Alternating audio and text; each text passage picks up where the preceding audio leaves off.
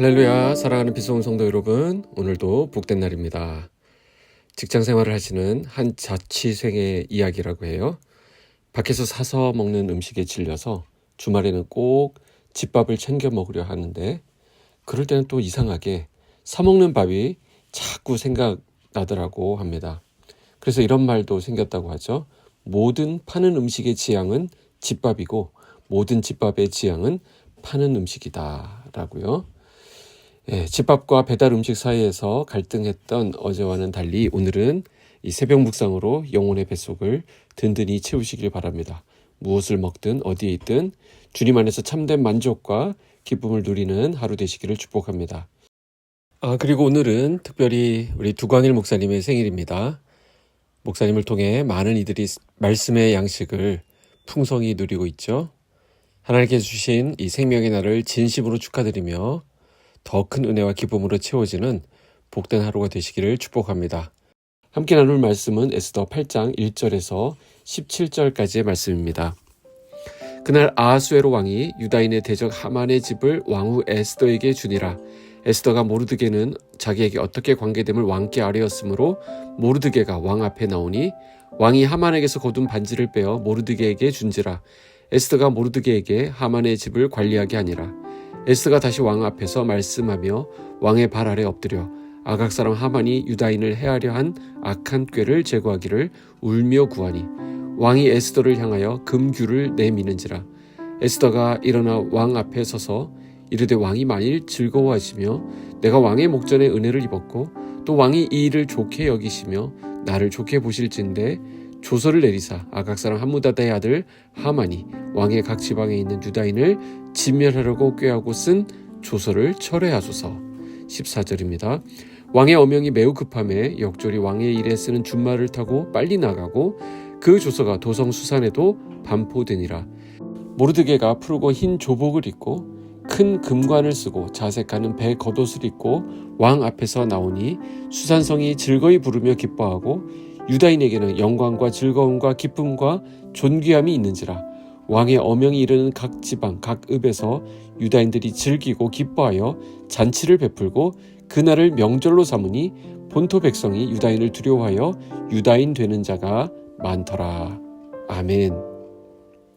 오늘 본문은 위기에서 구원으로, 슬픔에서 기쁨으로, 멸망에서 생명으로 뒤집히는 반전의 이야기를 보여주고 있습니다. 우리는 하만의 죽음 이후에 모든 것이 끝났다라고 생각할 수 있습니다. 그런데 하만 하나 잡았다고 끝나는 게 아닙니다. 후속 문제들이 남아 있었는데요. 바로 유다인을 진멸하는 왕의 조서였습니다. 이 조서는 아직까지도 유효했고 많은 유다인의 생명을 위협하고 있었습니다. 그렇기 때문에 에스더는 다시 한번 목숨을 걸고 왕 앞에 나아갑니다.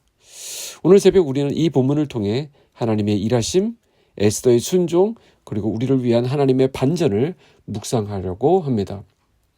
에스더서에는 하나님이라고 하는 단어가 단 한 번도 등장하지 않습니다. 성경 66권 중에 유일한 책이 바로 에스더서입니다.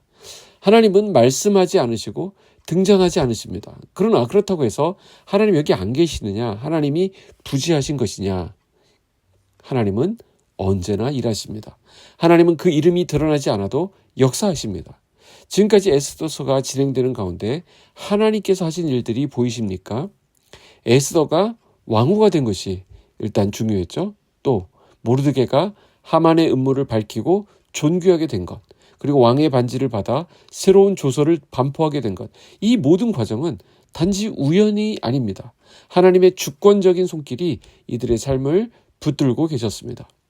오늘 우리가 살아가는 인생에도 때로는 하나님의 침묵이 느껴질 때가 있습니다. 기도해도 응답이 없고 기다려도 변화가 없습니다. 그러나 오늘 본문은 분명히 말씀합니다. 하나님은 침묵 가운데서도 일하고 계신다라는 것이죠. 그분은 지금도 하나님의 시간표로 우리의 삶을 인도하십니다. 에스더는 한 번이 아니라 두 번이나 왕 앞에 목숨을 걸고 나아갑니다. 처음에 나갈 때 어떻게 했죠? 죽으면 죽으리다. 어쩌면 왕의 기분을 상하게 할 수 있는, 심지어 왕의 조서를 번복해달라는 요청은 매우 위험한 요구였습니다. 그러나 에스더는 두려움을 뚫고 나아갑니다. 그리고 지혜롭게 말하죠. 6절에 그 내용이 나오고 있죠. 내 민족이 화당하는 것을 참아볼 수 없다라는 거예요. 이 말에는 진심이 있었고 사랑이 있었습니다. 왕은 결국 전권을 모르드게와 에스더에게 맡깁니다. 그리고 왕의 새로운 조서가 내려지게 되죠. 순종은 믿음의 열매입니다. 하나님의 섭리를 믿기 때문에 에스더는 행동했던 것이고요. 그저 기도만 하고 머물러 있지 않고 주저하지 않고 앞으로 걸어 나아갑니다. 우리도 이 시대에 에스더로 부르심을 받은 사람들입니다. 하나님께서 우리에게 맡기신 그 자리에서 순종의 용기, 지혜로운 표현, 겸손한 행동으로 살아가는 은혜가 있기를 바랍니다. 용기가 필요합니다. 순종할 때는. 그러나 그 표현은 굉장히 지혜로워야 됩니다. 그리고 그 행동은 겸손해야 합니다. 하만이 만든 조소로 인해 유다인들의 멸망이 예정되어 있었습니다. 그러나 에스더와 모르드게가 전한 새로운 조서는 전환점을 만들어냅니다. 11절에는 오히려 유다인이 그 대적들을 죽이도록 허락한다는 내용이 선포됩니다. 더 이상 희생자가 아니라 이제는 살아남은 자가 됩니다. 수산성은 이제 기뻐하고 즐거워합니다. 슬픔과 죄, 애통의 자리에 있었던 백성들이 이제부터는 기쁨과 존귀함으로 바뀌게 되는 것입니다. 이 반전은 무엇을 얘기합니까? 복음의 예표라는 것이죠. 우리 또한 죄와 사망의 조소 아래 있던 자들이었습니다. 아무리 선하게 살려고 해도 죄의 싹은 사망이었기 때문에 우리는 멸망당할 운명에 있는 자들이었습니다. 그러나 예수 그리스도께서 이 땅에 오심으로 하나님께서는 생명을 주는 새로운 조서, 곧 복음을 우리에게 주셨습니다. 로마서 8장 2절, 이는 그리스도 예수 안에 있는 생명의 성령의 법이 죄와 사망의 법에서 너를 해방하였습니다. 사랑하는 여러분, 하나님의 새로운 조서는 바로 십자가와 부활입니다. 이 조서는 결코 철회되지 않습니다. 그리스도 안에 있는 자는 결코 정죄함이 없다라고 말씀하십니다. 오늘 말씀을 맺습니다. 하나님은 지금도 일하십니다. 우리는 여전히 세상이라는 수산성에서 살아갑니다. 때로는 하만과 같은 악인들이 우리 앞에 걸림돌이 됩니다. 그들은 저 앞에 앞서가는데 우리의 상황은 억울하고 무력해 보일 수도 있습니다. 그러나 하나님은 오늘도 하나님의 속도로, 하나님의 방식으로 일하고 계십니다. 이것을 믿으시는 은혜가 있기를 바랍니다. 우리를 향한 조서는 멸망이 아닙니다. 예수 그리스도 안에서 이미 생명으로 바뀌었습니다. 말씀을 붙들고 오늘 잠깐 기도하시는 가운데 우리의 삶 속에 일하고 계셨으며 지금도 역사하고 계신 하나님의 손을 발견하는 은혜가 있기를 소원합니다. 에스더와 같이 담대히 나아가시길 바랍니다. 하나님의 일하심을 믿고 순종의 한 걸음을 내딛는 이 아침이 되기를 주님의 이름으로 축복합니다. 기도하겠습니다. 하나님 아버지 감사합니다. 오늘도 말씀을 통해 하나님의 살아계심과 역사하심을 보게 하시니 감사합니다.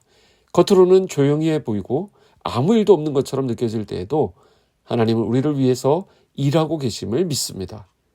또한 우리 몸 안에 하나님께서 일하고 계심도 우리가 믿습니다. 심장과 간과 폐와 대장 모든 기관을 붙잡고 계신 우리 하나님을 찬양합니다. 우리 성도들의 가정 경제에도 또 집을 이사하는 문제도 사업장에도 사춘기 자녀를 돌보는 일에도 우리 앞날과 노후에 대한 계획에도 우리 하나님이 함께 계셔서 멋진 역사를 이루실 줄 믿습니다. 무엇보다 우리 주 예수 그리스도를 통해 멸망이 생명으로, 슬픔이 기쁨으로, 정죄가 은혜로 바뀐 줄 믿습니다. 그 생명의 조서를 받은 자답게 오늘도 담대히 순종하며 살아가는 우리 모두가 되게 하여 주시옵소서. 예수님의 이름으로 기도하옵나이다. 아멘.